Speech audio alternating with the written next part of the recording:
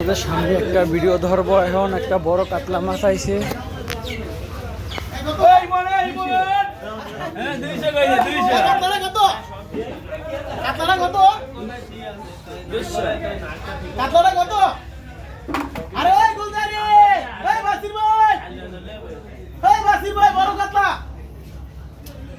কত কাতলারি কত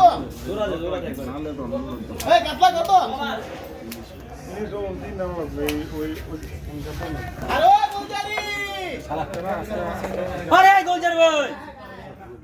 কত কাতলাটা কত